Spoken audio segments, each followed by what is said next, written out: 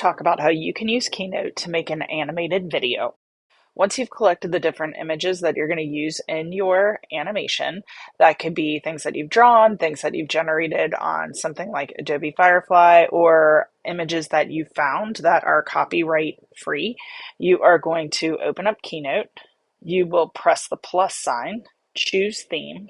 And for this, we're just going to start with a basic white or a white presentation. Now, the way Keynote works is it works a lot like you might see in Google Slides or PowerPoint, but the menus are in a little bit of a different spot.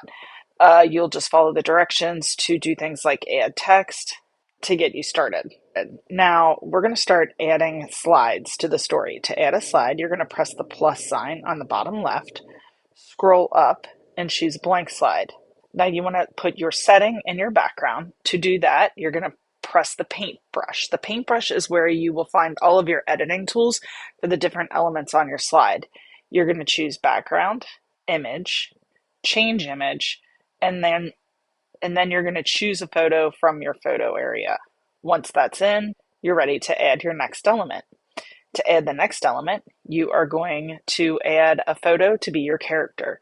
This is going to be from photos. So you're going to press the photo icon, choose photo or video, and pick your photo. Now we want our image to sort of blend into the background. To do that, you are going to make sure the photo is selected. You'll know it's selected because there will be all the different blue dots, and you can choose remove background from here, or you can press the paintbrush, select image, remove background. When you have finished removing the background, press done. And then you can resize it by dragging the corners up and down. The next skill you'll want to know how to do is how to add your dialogue. So it kind of looks like a comic book.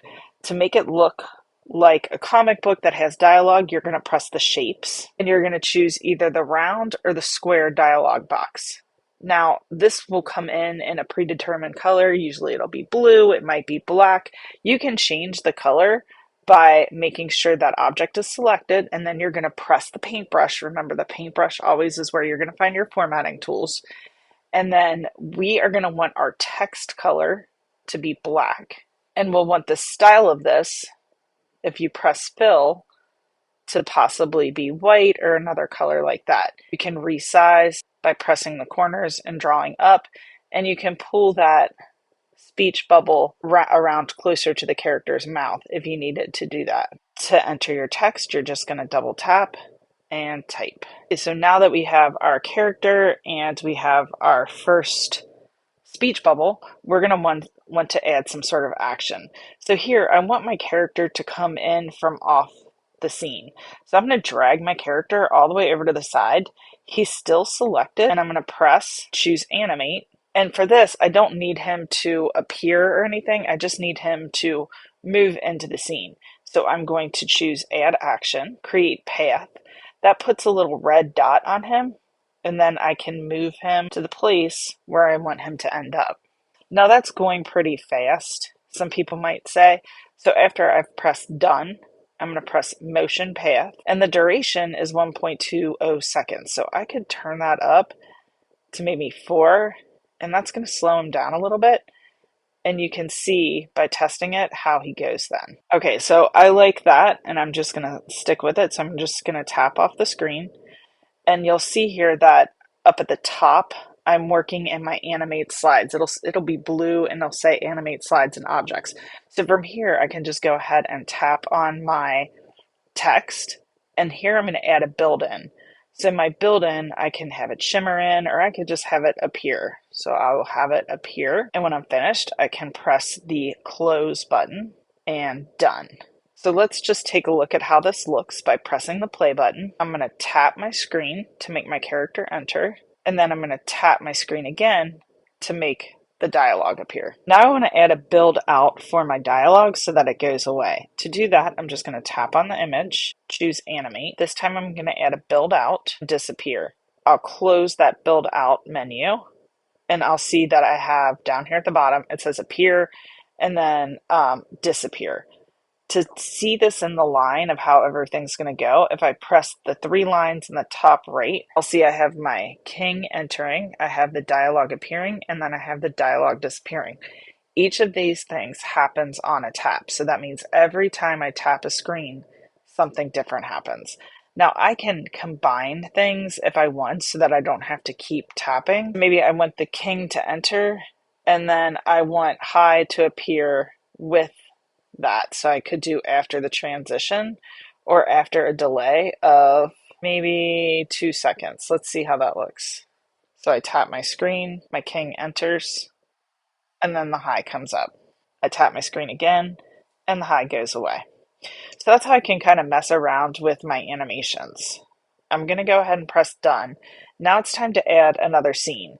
The next scene is going to have this same background. So I'm going to make my life a little bit easier by tapping the slide on the left side. I'm going to press duplicate. And that's going to copy the slide exactly.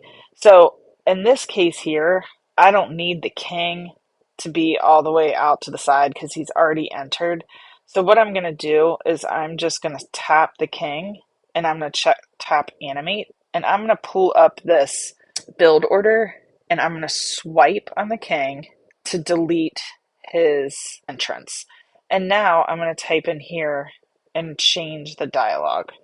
So I'll press done to get rid of the animate slides and objects menu, double tap in the speech bubble, and change the text.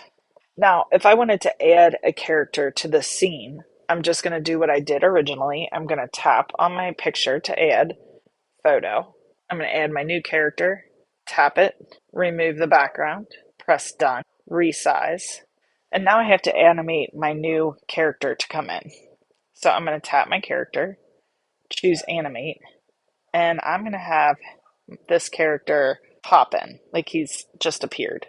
And I'm going to add another text bubble, but I don't feel like adding everything from the beginning. So I'm just going to tap my bubble here, press copy, tap my screen, press paste, and then I can resize the bubble. I can make it go out a little bit, and I can add different text by tapping and changing the text. Now, I want these characters to look like they're talking, and I've copied everything over, but I'm not sure how it's going to look. So I'm going to tap on my speech bubble, choose animate. I'm going to choose my animation list to see how this character, how this information is coming in. So I don't want the king to talk in the beginning. I want him to talk after the new character talks. So I'm going to drag his text down. And now let's play this to see how it goes. Character comes in, new character speaks, the king replies, just like that. So I'm pretty happy with that. I'm just going to press done. All I have to do is keep building the scenes like that.